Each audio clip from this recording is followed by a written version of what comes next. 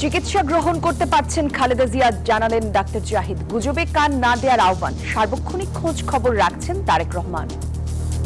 আল্লাহর অশেষ মেহেরবানিতে ডাক্তাররা যে চিকিৎসা দিচ্ছেন সেই চিকিৎসা উনি গ্রহণ করতে পারছেন। খালেদা জিয়াকে ভিভিআইপি মর্যাদা, উপদেষ্টা পরিষদের অনুমোদন চাইলেই তারেক রহমানকে ট্রাভেল পাস দেওয়া হবে, জানালেন পররাষ্ট্র উপদেষ্টা। নির্বাচন ও গণভোটের সহযোগিতা দিবে ইউরোপীয় ইউনিয়ন, সিইসির সঙ্গে বৈঠক শেষে জানালেন রাষ্ট্রদূত মিলার। ইসির আগামী প্রস্তুতিতে সন্তুষ্টি। সংবিধানের ৫৫ সংশোধনীর হাইকোর্টের রায়ের বিরুদ্ধে আপিল শুনানি চলছে। জুলাই অপরাধ মামলায় ইনুর বিরুদ্ধে ফের সাক্ষ্য গ্রহণ ৭ ডিসেম্বর। দেশজুড়ে সরকারি মাধ্যমিকের শিক্ষকদের কর্মবিরতি অব্যাহত, হচ্ছে না বার্ষিক পরীক্ষা, শঙ্কায় শিক্ষার্থী অভিভাবকরা। আবারও ভেনেজুয়েলায় নৌযানে মার্কিন নৌবাহিনীর হামলা আইনসম্মত বলছে হোয়াইট হাউস, উদ্বেগ জাতিসংঘের, তদন্তের আহ্বান।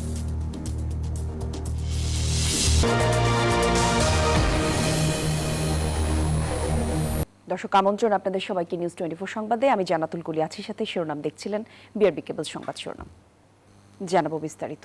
চিকিৎসায় সাড়া দিচ্ছেন বিএনপি চেয়ারপারসন বেগম খালেদা জিয়া। কোনো গুজবে কান না দেওয়ার আহ্বান জানিয়েছেন তার ব্যক্তিগত চিকিৎসক ডাক্তার এজেডএম জাহিদ হোসেন। মঙ্গলবার দুপুরে সাংবাদিকদের তিনি বলেন, বিএনপির প্রধানকে বিদেশে নেওয়ার সব প্রস্তুতি রয়েছে, তবে তা নির্ভর করছে মেডিকেল বোর্ডের উপর। যুক্তরাজ্য থেকে আজ চিকিৎসকদের একটি দল আসবে বলেও জানান ডাক্তার জাহিদ। প্রায় এক সপ্তাহ হতে চলল বিএনপি চেয়ারপারসন ও ৩ বারের সাবেক প্রধানমন্ত্রী বেগম খালেদা জিয়া চিকিৎসাধীন রয়েছেন এই হাসপাতালে।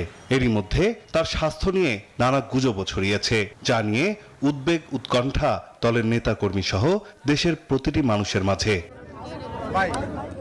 ঠিক এমনই সময় রাজধানীর এভারকেয়ার হাসপাতালের সামনে আপসহীন এই নেত্রীর আবারও জনগণের মাঝে ফিরে আসার প্রত্যাশা ব্যক্ত করলেন তার ব্যক্তিগত চিকিৎসক ডক্টর এজেডএম জাহিদ। জানান, চিকিৎসা সেবা গ্রহণ করতে পারছেন খালেদা জিয়া। ২৪ ঘন্টা খোঁজ রাখছেন তার সন্তান ও বিএনপির ভারপ্রাপ্ত চেয়ারম্যান তারেক রহমান। মেডিকেল বোর্ডের সদস্যরা ওনাকে দেখেছেন। আজকেও ইউকে থেকে ওনাকে দেখার জন্য বিশেষজ্ঞ আসবেন এবং ওনারা দেখবেন। দেখার পরবর্তীতে ওনাকে যদি ট্রান্সফারেবল হয়, আমাদের যদি ট্রান্সফার করার প্রয়োজন পড়ে মেডিকেল বোর্ড মনে করে, তখনই ওনাকে সেই যথাযথ সময়ে ওনাকে চিকিৎসার জন্য দেশের বাইরে নিয়ে যাওয়া হবে। সংবাদ সম্মেলনে তিনি গুজবে বিভ্রান্ত না হওয়ার পরামর্শ দেন। বলেন, সরকারের তরফ থেকেও সহযোগিতা অব্যাহত আছে। বন্ধুপ্রতিম দেশগুলোর রাষ্ট্রপ্রধান যে সহযোগিতার হাত বাড়িয়েছেন সেজন্য তাদের ধন্যবাদ জানান তিনি। দেশবাসীর দোয়া, সারা পৃথিবীর অনেক মানুষের ওনার প্রতি ভালোবাসা এবং দোয়ার কারণেই হয়তোবা উনি এই যাত্রায় সুস্থ হয়ে উঠবেন বলে আমরা আশা করি। আমাদের দলের সিনিয়র যুগ্ম মহাসচিব জনাব রিজভী আহমেদ ওনার স্বাস্থ্য ব্যতীত অন্যান্য বিষয়ে আপনাদেরকে মাঝে মাঝে ব্রিফ করবেন। আর আমি ডাক্তার এজেডএম জাহিদ হোসেন, দলের একজন কর্মী, আমি আপনাদেরকে ওনার স্বাস্থ্য নিয়ে ব্রিফ করব। এর বাইরে আপনারা অন্য কারো ব্রিফিংয়ের প্রতি কোনো ধরনের কান না দেওয়ার জন্য দল আপনাদেরকে অনুরোধ করেছে। আপনারা যদি এটা মানেন, ফলো করেন, তাহলে আর কোনো গুজবের ছড়ানোর সুযোগ থাকে না। গত ২৩ নভেম্বর থেকে হাসপাতালে শয্যাশায়ী খালেদা জিয়া। তার সুস্থতা কামনায় দেশ জুড়ে প্রার্থনারত মানুষ। নাইন আলচিকো, news 24, Dhaka. BNP chairperson Begum Khaleda জিয়াকে ভিভিআইপি বা রাষ্ট্রের অতি গুরুত্বপূর্ণ ব্যক্তি হিসেবে ঘোষণার সিদ্ধান্ত উপদেষ্টা পরিষদে গৃহীত হয়েছে।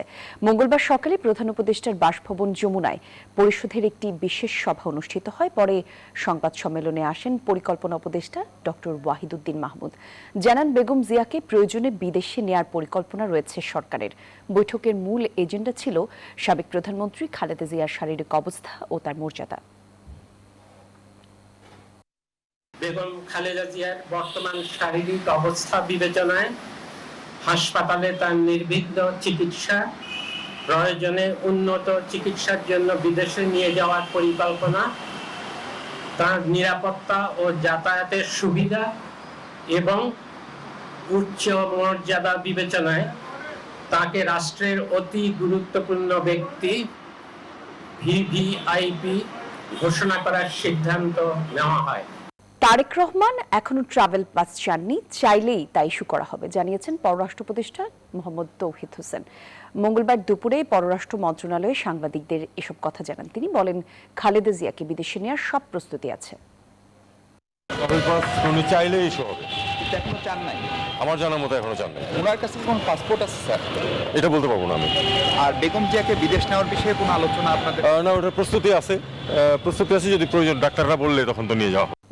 দর্শক, এভারকেয়ার হাসপাতালের সামনে আমাদের সহকর্মী নাইমাল জিকো রয়েছেন। আমরা তার কাছ থেকে সরাসরি কিছু তথ্য জানার চেষ্টা করব। আমাদেরকে একটু জানাবেন কি অবস্থা দেখতে পাচ্ছেন, সবশেষ পরিস্থিতি একই সাথে জানাবেন। আমরা আজকে জানতে পারছিলাম যে তার ব্যক্তিগত চিকিৎসক বলেছেন যে চিকিৎসায় সাড়া দিচ্ছেন খালেদা জিয়া। এই বিষয়ে আর কোনো তথ্য যদি থাকে। আমি নাইমাল জিকোরে আমি জুবায়ের সানি রয়েছি এভারকেয়ারের সামনে, এবং এভারকেয়ারের সামনে এখন যে সর্বশেষ যে তথ্যটি রয়েছে যে বেগম খালেদা জিয়াকে ভিভিআইপি ঘোষণা করার পরপরই হাসপাতালের নিরাপত্তা বাড়ানো হয়েছে। আমরা কিছুক্ষণ আগে দেখেছি প্রেসিডেন্ট গার্ড রেজিমেন্টের সদস্যরা ভিতরে প্রবেশ করেছেন, একই সঙ্গে এসএসএফ এর সদস্যরা ভিতরে প্রবেশ করেছেন এবং পুলিশের সংখ্যা এখানে বাড়ানো হয়েছে। এবং আমরা গণমাধ্যম কর্মীরা এর আগেও যে জায়গাটাতে পর্যন্ত যেতে পারতাম সেইখানেও এখন পুলিশ মোতায়েন রাখা হয়েছে, কাউকে আসলে হাসপাতালের কাছে প্রবেশ করতে দেয়া হচ্ছে না। বলা যায় যে এখন পুরো হাসপাতালকে ঘিরেই আসলে নিরাপত্তা, কয়েক স্তরের নিরাপত্তা বলয় গড়ে তোলা হয়েছে। এবং যেটি আমরা দেখেছি যে প্রেসিডেন্ট গার্ড রেজিমেন্টের সদস্যরা তারা প্রবেশ করার পরে হাসপাতালের যে নিরাপত্তার দায়িত্ব সেটি তারা নিয়ে নিচ্ছেন, একই সঙ্গে খালেদা জিয়ার নিরাপত্তার দায়িত্ব কিন্তু এসএসএফ এর সদস্যরা তারা নিয়ে নিচ্ছেন। কিছুক্ষণ আগেই বিএনপির খালেদা জিয়ার ব্যক্তিগত চিকিৎসক এবং বিএনপির স্থায়ী কমিটির সদস্য যেটা জাহিদ হোসেন তিনি সাংবাদিকদের ব্রিফ করেছেন। সেখানে তিনি যেটি বলেছেন যে খালেদা জিয়া এখন চিকিৎসা নিতে পারছেন এবং একই সঙ্গে কোনো ধরনের গুজবে কান না দেওয়ার জন্য তিনি দেশবাসীকে আহ্বান জানিয়েছেন। তিনি যেটি বলেছেন যে একমাত্র তিনি এবং রিজভী আহমেদ তারা গণমাধ্যমের সঙ্গে কথা বলবেন, এর বাইরে কারো বক্তব্য যেন গ্রহণ না করা হয়। তো এখন পর্যন্ত বলা যায় যে খালেদা জিয়ার শারীরিক অবস্থা কিছুটা উন্নতি হচ্ছে এবং একই সঙ্গে তাকে ভিভিআইপি ঘোষণা করার পরে হাসপাতাল এবং হাসপাতালের বাইরে কিন্তু নিরাপত্তা ব্যবস্থা জোরদার করা হয়েছে। এসএসএফ, প্রেসিডেন্ট গার্ড রেজিমেন্ট এবং একই সঙ্গে পুলিশের সদস্যদের যে নিরাপত্তা সেটি কিন্তু এখন বাড়ানো হয়েছে। তো কলি এই ছিল আমার কাছে এভারকেয়ার হাসপাতাল থেকে সর্বশেষ তথ্য। অনেক ধন্যবাদ আপনাকে সানি। দর্শক, আমাদের সহকর্মী জুবায়ের সানি জানাচ্ছিলেন আমাদেরকে সবশেষ অবস্থা। যাচ্ছি পরের খবরে। বিএনপি চেয়ারপারসন বেগম খালেদা জিয়ার রোগ মুক্তি কামনায় দোয়া মাহফিলের আয়োজন করেছে কুষ্টিয়া জেলা ছাত্রদল। আর এই নিয়ে আরো কিছু তথ্য আমরা জানবো। কুষ্টিয়া থেকে আমাদের সহকর্মী মাহতাবুদ্দিন লালন আমাদের সঙ্গে যোগ দিচ্ছেন। লালন, একটু জানাবেন মোনাজাতে আসলে যারা অংশ নিচ্ছেন তারা কি বলছেন, একই সাথে মানুষ কেমন জড়ো হয়েছেন? নিশ্চয়ই সেই তথ্য আপনার কাছে আছে।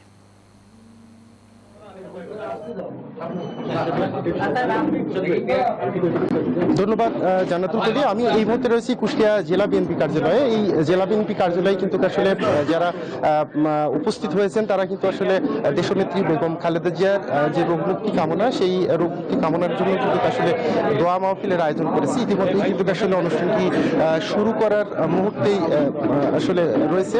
আমি কথা বলেছিলাম যারা এই আয়োজনটি করেছে, বিশেষ করে জেলা ছাত্রদল, কুষ্টিয়া জেলা ছাত্রদল বলছে যে আসলে দেশনেত্রী বেগম খালেদা জিয়া এভারকেয়ার হাসপাতালে ভর্তি, তার আশু রোগ মুক্তি কামনা এবং তার সুস্থতার জন্যই কিন্তু মূলত তাদের এই আয়োজন।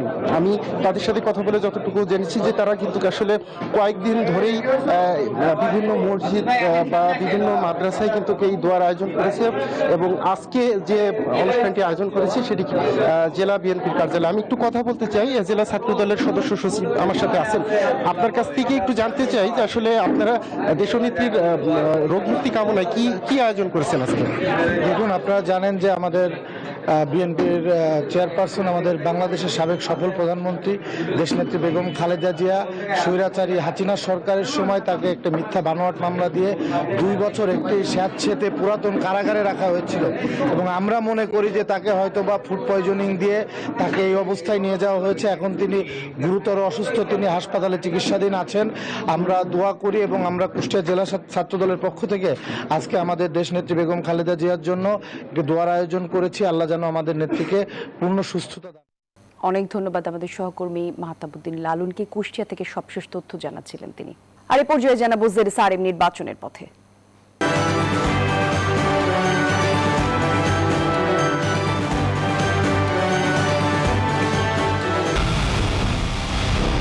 পুরো দেশের মুখে হাসি ফোটাতে নিজেকে হতে হয় স্ট্রং আর মনোবল হতে হয় স্পার্ক দৃঢ়। জেরুসালেম 25 বছরের পথ চলায় নিরাপদে রাখার প্রত্যয়ে। বাংলাদেশের গণতন্ত্র পুনঃপ্রতিষ্ঠার জন্য আসন্ন জাতীয় নির্বাচন এক নতুন সুযোগ বলছেন ইউরোপীয় ইউনিয়নের রাষ্ট্রদূত মাইকেল মিলার। মঙ্গলবার নির্বাচন কমিশন সচিবালয়ে এএমএম নাসির উদ্দিনের সঙ্গে সাক্ষাৎ করেন তিনি। পরে কথা বলেন সাংবাদিকদের সঙ্গে। ইইউ রাষ্ট্রদূত বলেন, আসন্ন নির্বাচনে ভোটারদের ব্যাপক অংশগ্রহণ বড় চ্যালেঞ্জ।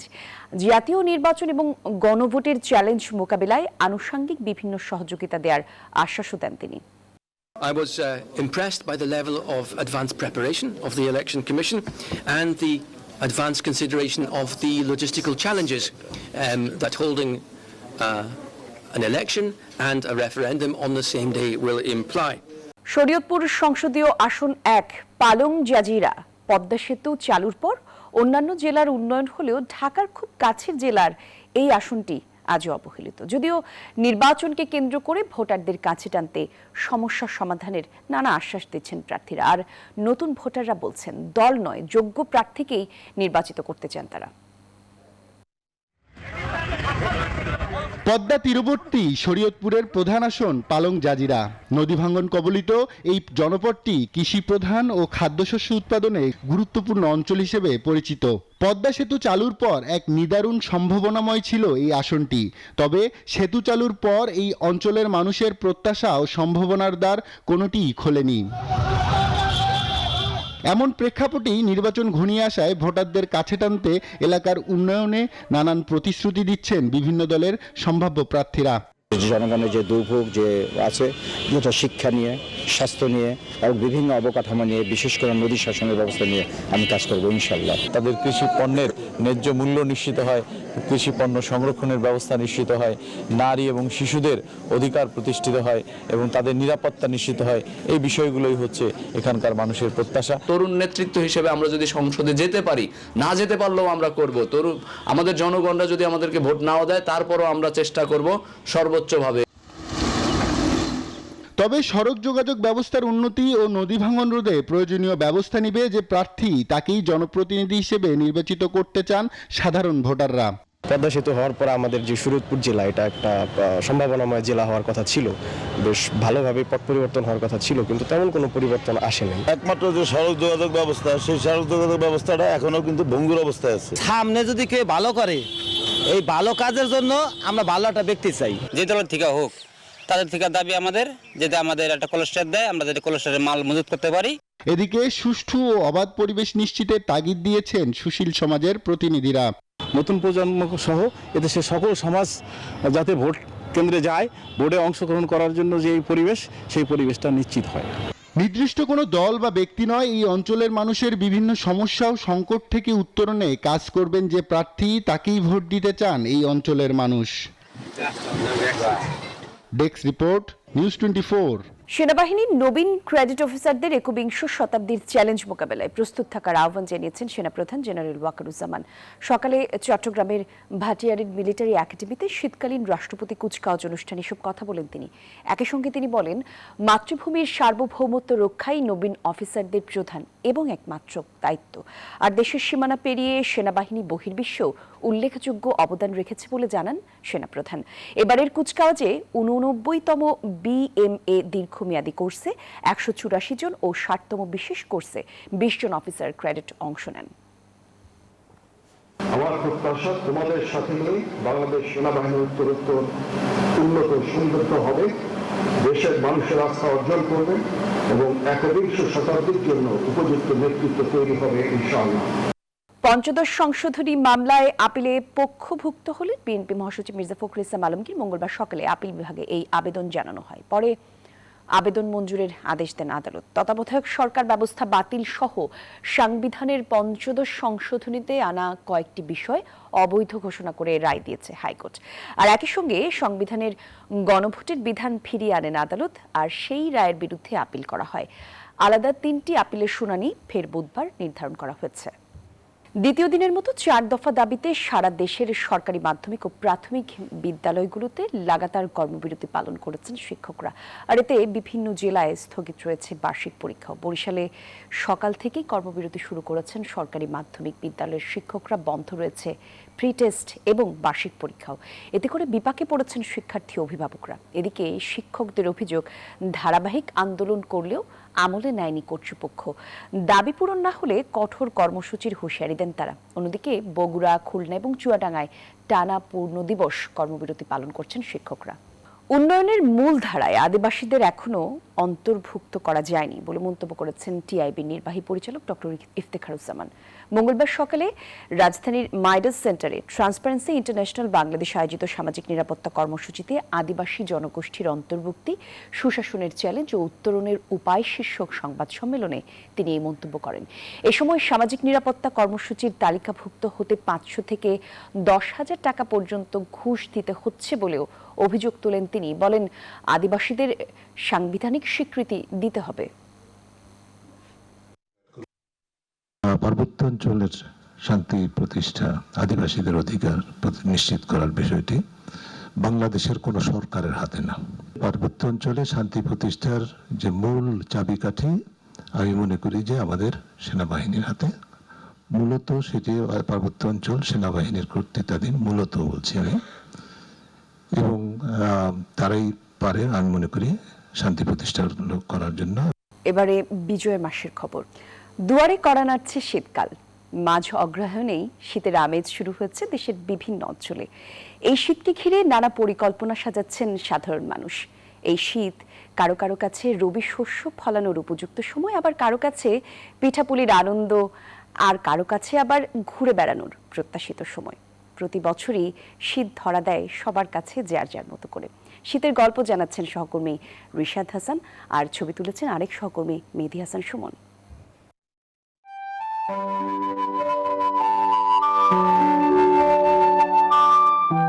গল্পটা মাঝ অগ্রহায়ণের, তবু আশপাশ জুড়ে সমাগত শীতকাল।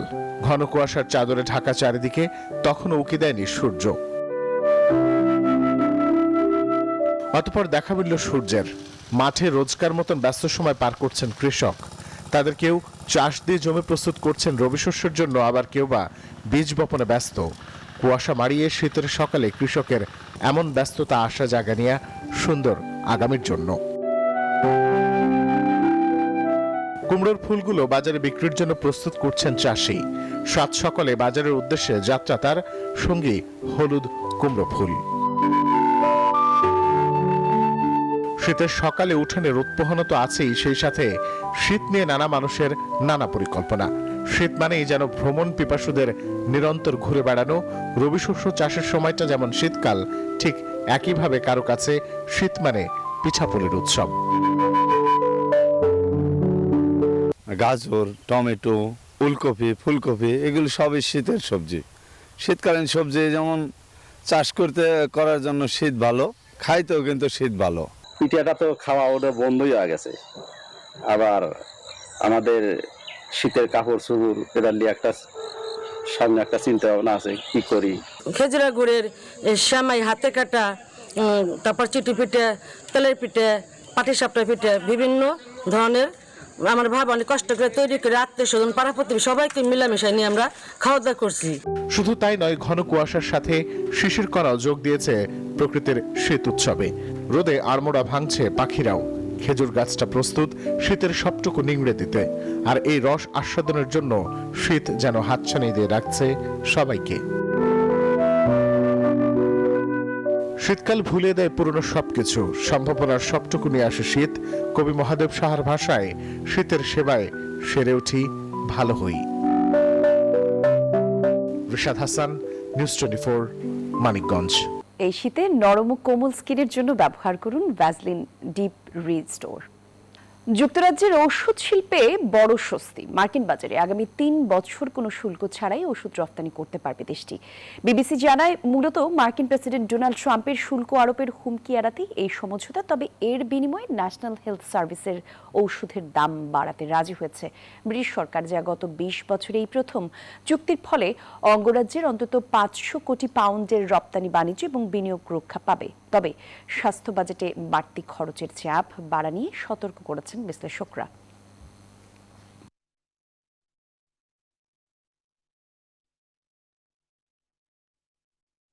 আন্তর্জাতিক খবর জানাবো। এ পর্যায়ে ভেনেজুয়েলার সঙ্গে উত্তেজনা বাড়িয়ে পুয়ের্তো রিকোর যুদ্ধ বিমান বাড়িয়েছে যুক্তরাষ্ট্র। এদিকে হোয়াইট হাউস নিশ্চিত করেছে মার্কিন অ্যাডমিরালি মাদকবাহী নৌযানে দ্বিতীয় হামলার নির্দেশ দেয়। যদিও ওই নির্দেশে সবাইকে হত্যার কথা ছিল না বলেও দাবি প্রশাসনের। আর এই ঘটনায় তদন্তের দাবি জানিয়েছে জাতিসংঘ। এদিকে কারাকাসে বিশাল সমাবেশে শান্তির বার্তা দিয়েছেন প্রেসিডেন্ট নিকোলাস মাদুরো।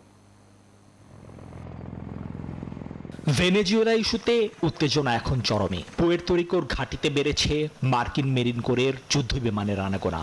একই সঙ্গে ভেনেজুয়েলার আকাশসীমা পুরোপুরি বন্ধের ঘোষণা দিয়েছেন প্রেসিডেন্ট ডোনাল্ড ট্রাম্প। এরই মধ্যে হোয়াইট হাউস স্বীকার করেছে মার্কিন অ্যাডমিরালি ভেনেজুয়েলার ওই নৌযানে দ্বিতীয় হামলার নির্দেশ দেন। পেন্টাগনের দাবি, আত্মরক্ষার্থেই আইনি এখতিয়ার মেনে 11 জন আরোহী সহ নৌযানটি ধ্বংস করা হয়েছে। তবে এই অভিযান আন্তর্জাতিক আইনের লঙ্ঘন হতে পারে বলে গভীর উদ্বেগ জানিয়েছে জাতিসংঘ। আহতদের উপর এমন হামলার ঘটনায় স্বচ্ছ ও নিরপেক্ষ তদন্তের দাবিও তুলেছে সংস্থাটি। আন্তর্জাতিক আইন মেনে আকাশসীমার নিরাপত্তা ও শান্তিপূর্ণ সমাধানের আহ্বান জানাচ্ছি আমরা। এমন পরিস্থিতির মধ্যেই কারাকাসের সমাবেশে শান্তির বার্তা দিলেন ভেনেজুয়েলার প্রেসিডেন্ট নিকোলা মাদুরো। মার্কিন সামরিক হুমকির মুখেও দিয়েছেন জাতীয় ঐক্যের ডাক। নিবির আমিন, নিউজ 24। এই ছিল নিউজ 24 সংবাদে হাতে থাকা আপডেট। সাথে হচ্ছিলেন যারা। ধন্যবাদ সবাইকে।